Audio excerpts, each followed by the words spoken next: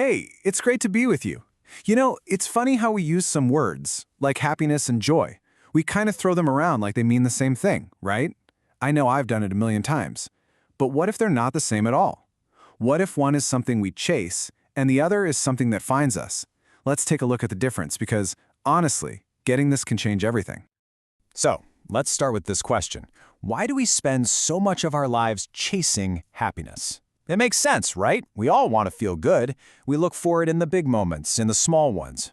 But what if, in all that chasing, we're running right past something deeper? Something that doesn't just show up when things are going great, but sticks with us through it all.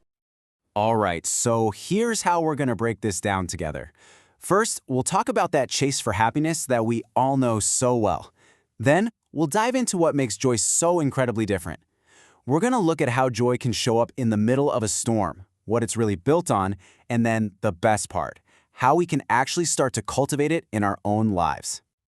Okay, let's dive into happiness. And I want to be super clear. Happiness is awesome. It's a gift, and it's something to be thankful for.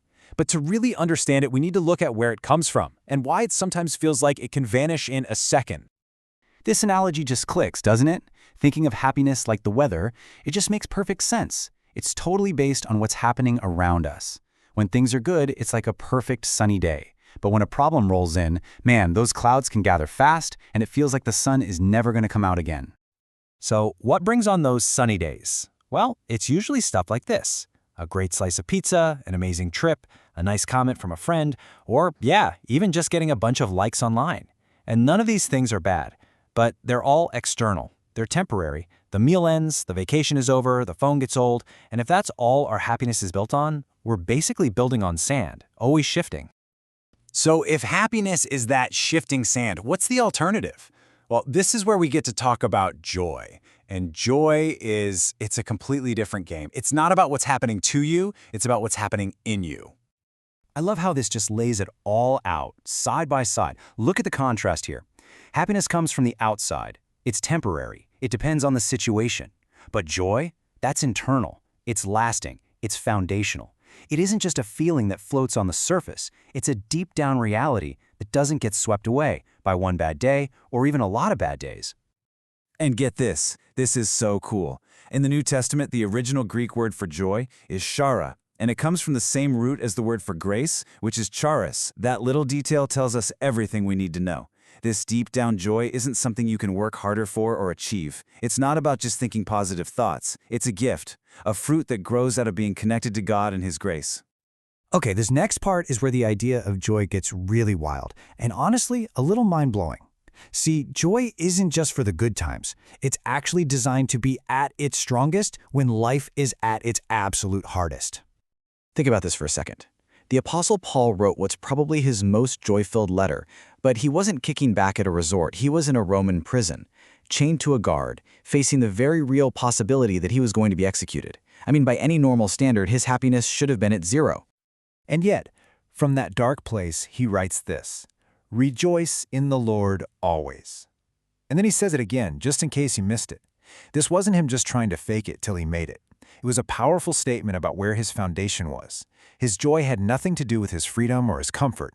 It was anchored in someone that no prison chains could ever touch. This is a big one, and it's something I'm learning every day. Joy doesn't mean you never get sad. It doesn't mean you won't cry or have terrible days. It just means that when the storm is raging on the surface of your life, there is an anchor deep down holding you steady. So what is that anchor made of? Well, it's faith. But we have to be specific here, because there is a huge difference between knowing something in your head and actually trusting it with your life. There's this story I heard that just perfectly illustrates this. It's about this wonderful Christian man who gets a terminal diagnosis, and as you can imagine, he was terrified. So friends would come and try to comfort him, reminding him of all the promises in the Bible about heaven and being with God forever. And he'd nod along and say, "Yep, I know, I believe all of that." He had all the right answers, all the head knowledge. But then he said this, and it's just so honest. He said, "But those promises feel too far away to comfort me now." And wow, do you feel that?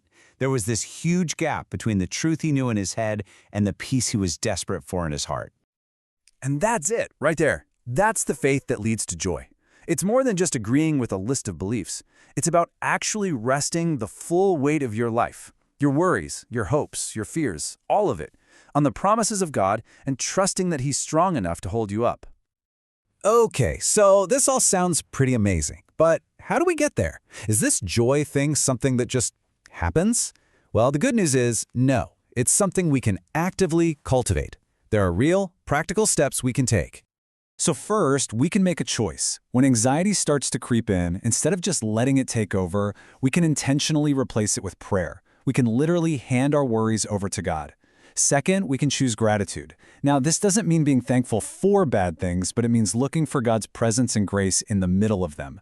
And third, we can check our foundation. We can actively shift our security off of things that can change tomorrow, our jobs, our relationships, our health, and onto the one person who never, ever changes.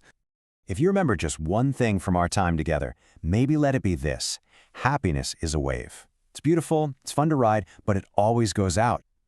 Joy is the rock. It's just there, solid, steady, unmoved by whatever waves are crashing against it. So, I guess that leaves us with a question. It's not wrong to enjoy the waves of happiness. They're a gift. But when it comes to the foundation, the thing you build your whole life on, we get to choose. So the question I'll leave with you is the same one I'm asking myself every day. On what will you build your life? The wave or the rock?